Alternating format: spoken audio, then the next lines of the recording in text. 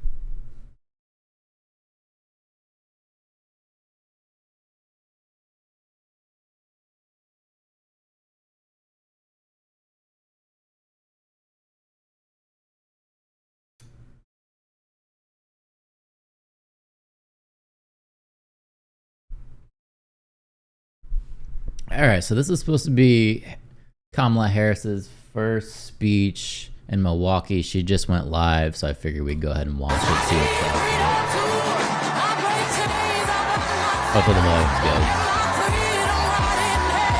But yeah, there she is. She was just introduced by some other lady. That one right there. And I'm not sure who that person is. I have no clue. I just caught the tail end of this. But here she is speaking for the first time. Kind of curious to see what she has to say.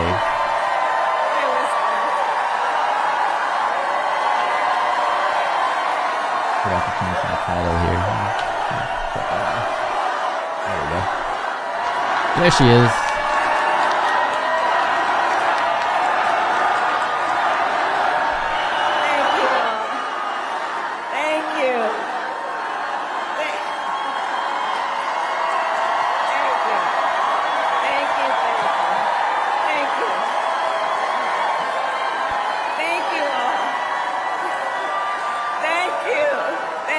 Got it. Thank you. Get on with it. Okay, what do you got to say? Good afternoon, Wisconsin. Good afternoon, everyone. Thank you. It is good to be back. Thank you all very much. Can we please hear it for Leah and her extraordinary story and leadership? Leah was her name. I didn't catch the story. I immediately tried to go live, so I didn't really see a whole lot of what she was saying. And I do believe our teachers do God's work. They teach other people's children, and God knows we don't pay them enough. Let's thank Him. Right. And it is so good to be here and be back with so many extraordinary leaders, including my friend, the great governor of Wisconsin, Tony Evers. He's here somewhere. My dear friend, Senator Tammy Baldwin. All right. And you know, I had the privilege of serving with Tammy when I was in the United States Senate, and she is always fighting for the people of this state, and I know that the folks that are here are going to make sure you return her to Washington, D.C. in November. Yes, we are going to elect her back to Washington, D.C. It is so good to be here also with Lieutenant Governor Sarah Rodriguez, Attorney General Josh Cole, Wisconsin Secretary of State Sarah Godlewski, County Executive David Crowley, Mayor Cavalier Johnson, and the great state party chair, Ben Wickler. I'll give her that she's a better speaker than Biden. I have worked with Ben. You and I have been working together for years, so far. I can attest he knows how to build the infrastructure that delivers wins up and down the ballot. Thank you, Ben.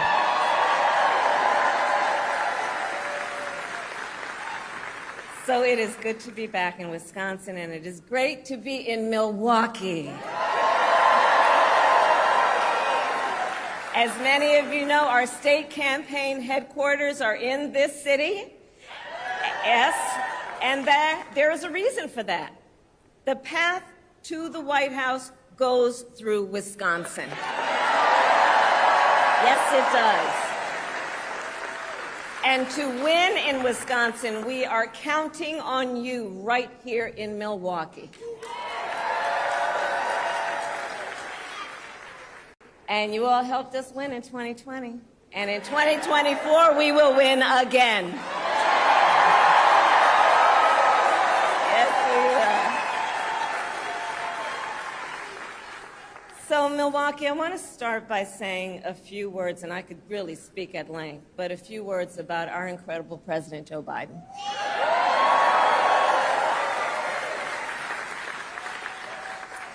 It has truly been one of the greatest honors of my life to serve as Vice President to our President Joe Biden. Joe's legacy of accomplishment over his entire career and over the past 3.5 years is unmatched in modern history. In one term, think about it. In one term, as president, he has already surpassed the legacy of most presidents who served 2 terms in office.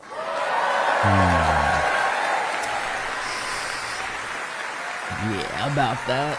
And I know we are all deeply, deeply grateful for his continuing service to our nation. And it is my great honor to have Joe Biden's endorsement in this race.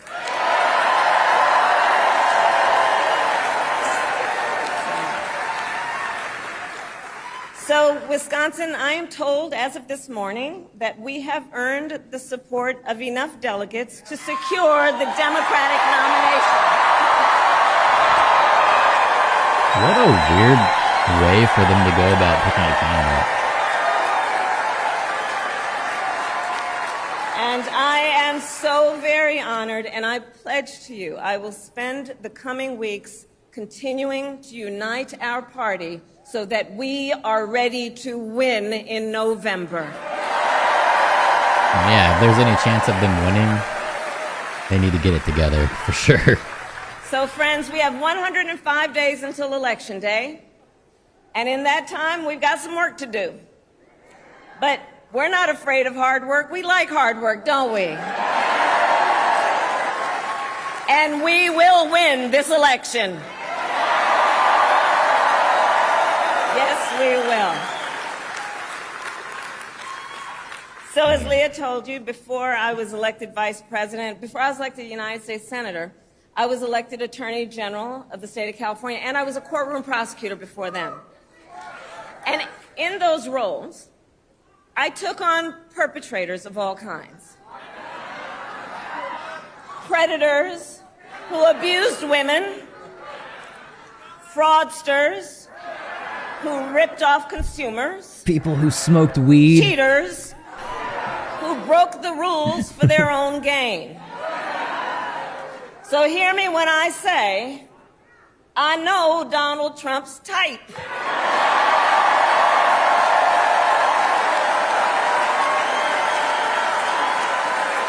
This is like that Family Guy episode where Lois is running for governor and she's just like 9/11, and people just start cheering. 9/11! Woo! She said the thing.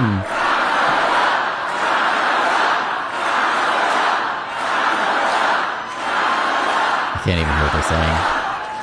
And in this campaign, I promise you, I will proudly put my record against his any day of the week. That's fair. I'll give her that. The Donald's record. As Attorney General of California, I took on one of our country's largest for-profit colleges that was scamming students. Donald Trump ran a for-profit college that scammed students. As a prosecutor, I specialized in cases involving sexual abuse. Well, Trump was found liable for committing sexual abuse. As Attorney General of California, I took on the big Wall Street banks and held them accountable for fraud. Donald Trump was just found guilty of fraud on 34 counts.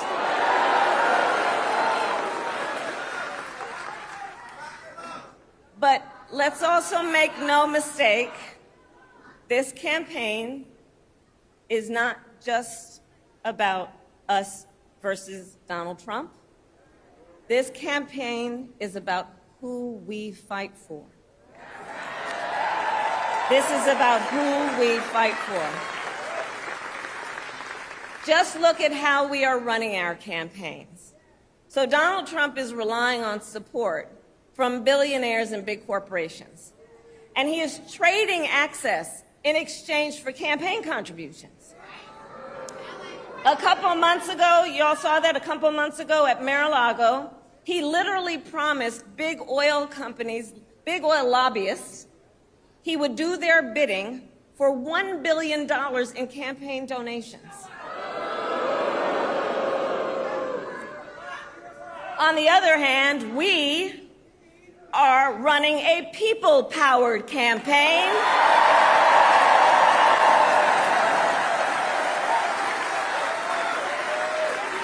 I don't think that was anything new, though. Pretty sure he's always been for the oil We just had some companies. breaking news. We just He doesn't had really the hide best that. 24 hours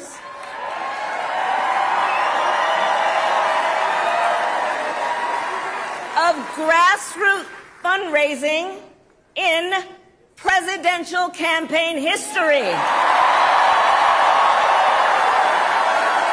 right?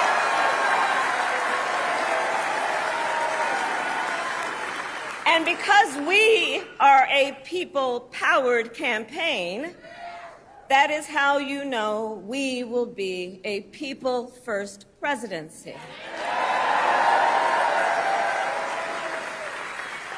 And Wisconsin, this campaign is also about two different visions for our nation. One, where we are focused on the future. The other, focused on the past. We believe in a future where every person has the opportunity not just to get by, but to get ahead.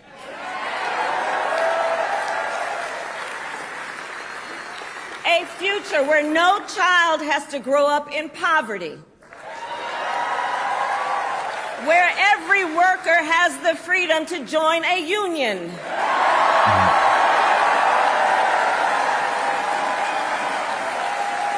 Where every person has affordable health care, affordable child care, and paid family leave. All We for that. believe in a future where let's see what your every plan is, senior though. can retire with dignity. So all of this is to say, building up the middle class will be a defining goal of my presidency.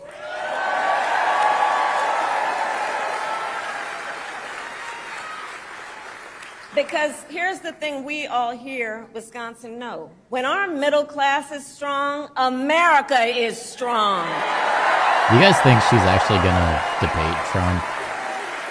Is that actually gonna go down? But Donald Trump wants to take our country backward. He and his extreme Project 2025 agenda will weaken the middle class. Like, we know we got to take this seriously. Can you believe they put that thing in writing? Read it. It's 900 pages. Trump already said that wasn't But here's his the plan, so this is kind When you of read it, you will see Donald Trump intends to back cut to Social lying. Security and Medicare. like our politicians always do. He intends to give tax breaks to billionaires and big corporations and make working families foot the bill. They intend to end the Affordable Care Act and take us back then to a time when insurance companies had the power to deny people with pre-existing conditions. Remember what that was like? Children with asthma, women who survived breast cancer, grandparents with diabetes. America has tried these failed economic policies before, but we are not going back. We are not going back. Not going back. We're not. It really feels like she has a laugh track. We are not going back. It's like we're watching Seinfeld. You know?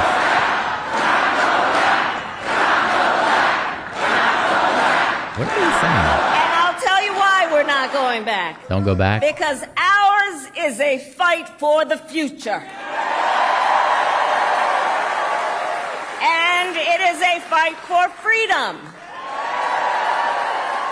Generations of America's, generations, and we have to remember this, the shoulders on which we stand, generations of Americans before us led the fight for freedom. And now, Wisconsin, the baton is in our hands. I'm just happy we can understand her, to be honest. It is an improvement from Biden. We She can who speak a believe in the sentence. sacred freedom to vote will make sure every American has the ability to cast their ballot and have it counted. We who believe that every person in our nation should have the freedom to live safe from the terror of gun violence will finally pass red flag laws, universal background checks, and an assault weapons ban. All right, count me out, bro. You lost me there. You almost had me, Kamala. And we Until you try to take my guns. In reproductive freedom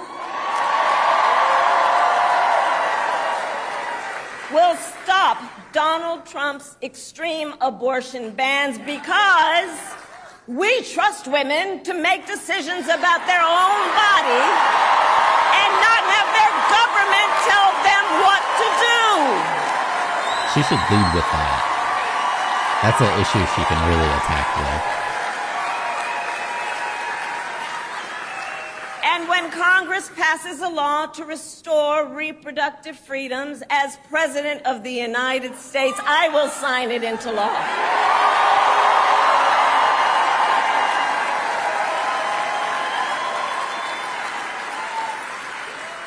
So, Wisconsin, ultimately in this election, we each face a question. What kind of country do we want to live in? A country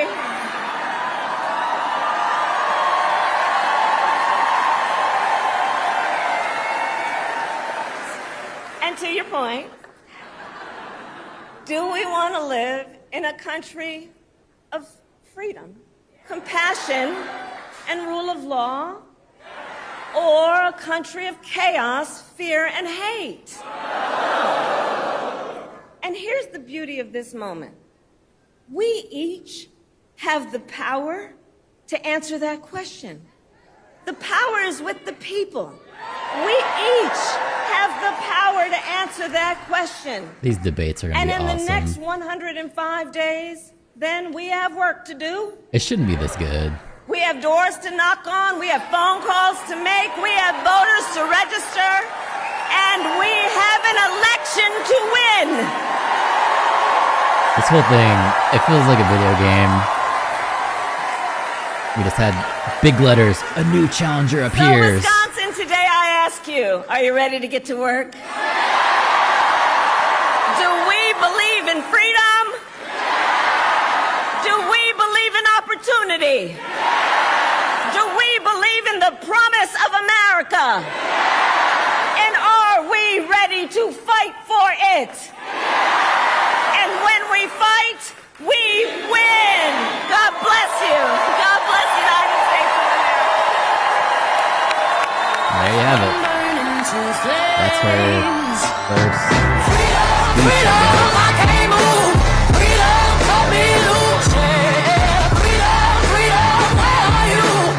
Blaring the music a little bit. I don't think anyone else was really speaking after that. Yeah, that's pretty much it. There is another one though. I haven't watched yet. I'm gonna check that out. It's from the White House. I think that's when she's accepting the nomination. Let me pull it up. Just so we are up to date on everything that's going on. So this was from yesterday. It's on whitehouse.gov. Obviously, this was her coming out to accept the nomination, I believe. I don't know. I haven't watched it, so let's go ahead and play it and see. Yes, what the Vice this President is. of the United States, accompanied by Linda Teeler and Jordan Dudley. Oh, they hit me with an ad? No, we're good. Okay, so here she comes.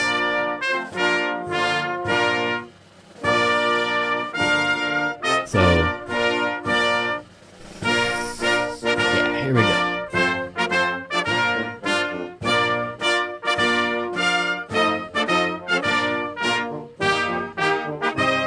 She's probably just gonna come out and be like, "Whoop, thank you guys for giving me the nomination."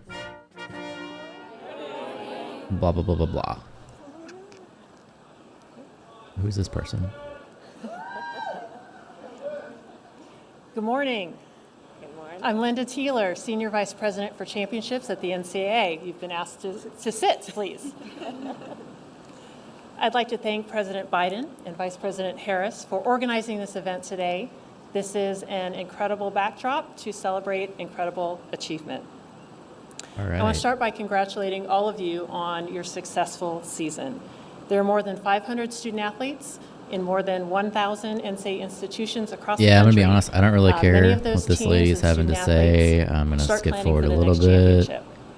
I don't and care about supporting them in her every way. Thank you. championship. There's Kamala. She's coming up next. Okay. So yeah, let's go straight Again, to thank that. you for allowing us to celebrate you today, for being here, making the trip. We appreciate it, and we appreciate being part of your special day. And now it's my distinct honor to introduce the Vice President of the United States, Kamala Harris. All right. Here we go.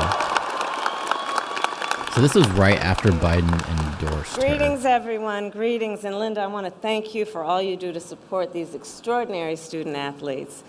And it is good to be here with so many leaders, including, of course, members of Congress, members of our administration, and our extraordinary athletes. Our president, Joe Biden, wanted to be here today. He is feeling much better and recovering fast, and he looks forward to getting back on the road. And I wanted to say a few words about our president. His doctor just released a Joe memo Biden's saying that he's legacy of fine. accomplishment No over the issues with past his 3 lungs years or anything. is unmatched He didn't even get in a modern fever. history. In one term, he has already, yes, you may clap, Which makes me think if he's fine, why haven't we heard anything from him? You think he would in one have term, told us that he was stepping has down in person already by now? surpassed It's like the a legacy couple of days most out. presidents who have served 2 terms in office. And I first came to know President Biden through his son, Beau. We worked together as attorneys general in our states, and back then, Beau would often tell me stories about his dad. He would talk about the kind of father and the kind of man that Joe Biden is. The qualities that Beau revered in his father are the same qualities that I have seen every day in our president. His honesty, his integrity, his commitment to his faith and his family, his big heart, and his love, deep love of our country. And I am firsthand witness that every day our President Joe Biden fights for the American people, and we are deeply, deeply grateful for his service to our nation. All right, all right. And so with that, on behalf of our President and Dr. Biden, I am honored to welcome all of you to the White House to celebrate the achievements of these great athletes. Every one of them is a national champion, a national champion. In America, tens of millions of people play a sport as a child, and the best of the best grow up to become national champions. Here today, we That's have what that 7 means. undefeated teams, 11 repeat champions, and 20 first-time winners. Talking about you guys. Some of you have represented our nation on the international stage in World Cups and World Championships. And later this month, 6 of you will represent our nation at the 2024 Olympics in Paris. One thing that she does that I think she could work on is she talks to the audience like they're children. As members of And I Team don't think USA, that's gonna you work are in her favor. ambassadors for our nation, I and think with somebody should pride, guide her we maybe will away cheer from that. you on. And we You're gonna look piss some people forward off, to and congratulating you when they're not you gonna bring vote for home you. the gold. They don't want to be talked to like they're stupid. Let's sit there. So to all of national our champions, athletes, and so that means that I they know it was competed not within easy the nation to make it to be this moment. national champions. Each of you has faced No, I ain't got time for challenges and that. obstacles, and you have endured. You have fought back and fought through. By doing so, you demonstrated that true greatness requires more than skill. It requires grit and determination. You all know what it means to commit and to persevere. And you know what it means to count on teammates. During the course of a long season, sports teams become a family. You rely on each other. You develop relationships that will last a lifetime. and you make the people around you better in every way. And when you play, you inspire people across our nation. You remind all of us what can be achieved with hard work and ambition. And of course, none of you made it here alone. Today, you are surrounded by the people who stood by you every step of this journey, the folks who support you on and off the field, your friends, your family members, your coaches, your trainers, and teachers who where you for played the years sport have to cheered win the you championship. on. So today, again, let us give them a round of applause. And you took your hands and you clapped. And in conclusion, I say to our athletes, congratulations again on all you have accomplished, and good luck on all that is to come. Wherever you all go from here, you will always, and know this, you will always be champions, and we will always be so proud of you. And so now it is my honor to welcome to the stage Jordan Dudley, who plays on the Florida State University women's soccer team and our... Was that it? That's all she said? None of this would have been possible of many. That's it? I was going to talk about something, but I guess not. So, oh well. Good try.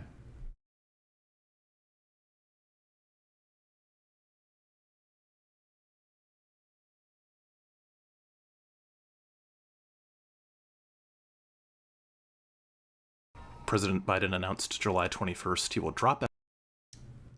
I think that's pretty much it for today. With all the news that they got, I gotta check in and see. Let's see what's going on.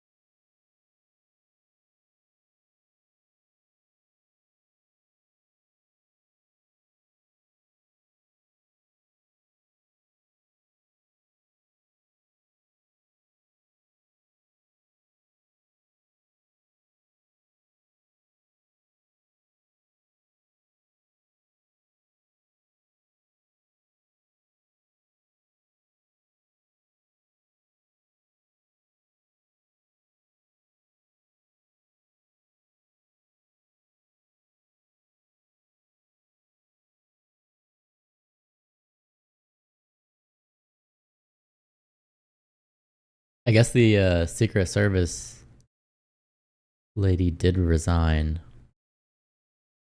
I mean, she has to. Like, come on. What's it gonna take for her to resign?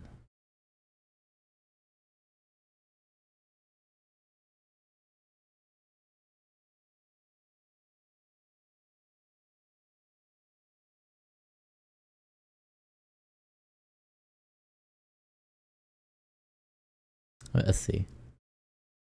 I don't know if this is gonna give me a copyright strike, but we're gonna try it. Now, because I don't own this, but we'll see. I want to see if they do any clips.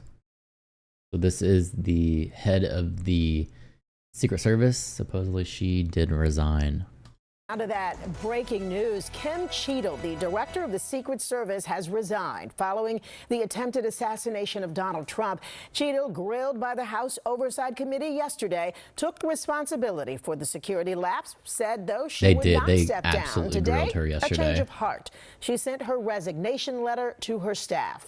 Eyewitness News reporter Joe Torres is in the newsroom with more. Joe? Sandra, this really comes as no surprise. Secret Service So it was Director just Kim a letter. Cheadle endured So they're not going to an report hours-long anything, but and withering congressional hearing yesterday. wow, Lawmakers it was bad questioned, yesterday. They criticized, they attacked her for the agency's failure to stop an assassination attempt on former President Donald Trump during an outdoor campaign rally in Butler, Pennsylvania on July 13th. Now, during the hearing, Cheadle told Republican and Democratic lawmakers she takes full responsibility for failing to protect the former president from an assassin's bullet 10 As she days ago. should. But she did Of not course. answer many questions about what went wrong that day, and that led to plenty of frustration on both sides of the aisle. It's been 9 days. Either you have the information or you do not. Both sides of the aisle today have asked for your resignation. Would you like to use my 5 minutes to draft your resignation letter, yes or no? Got her.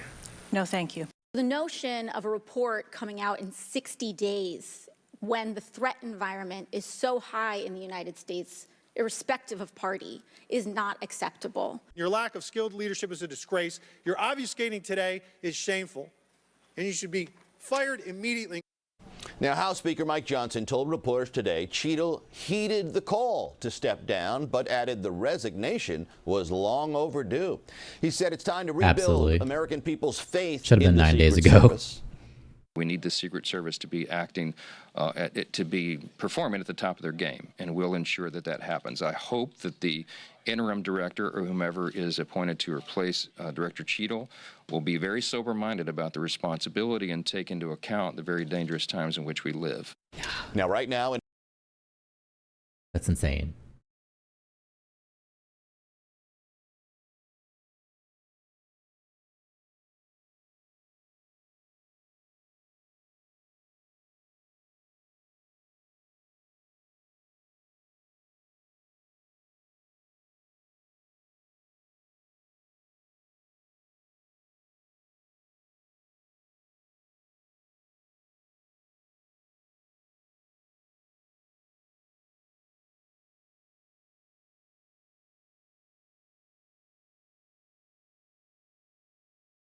My stream cut out there, but yeah.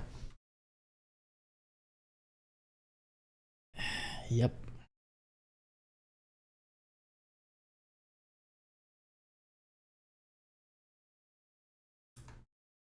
an independent review is underway.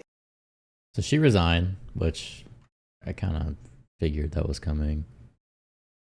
I don't think he really get to keep that position if the president gets shot. Just saying.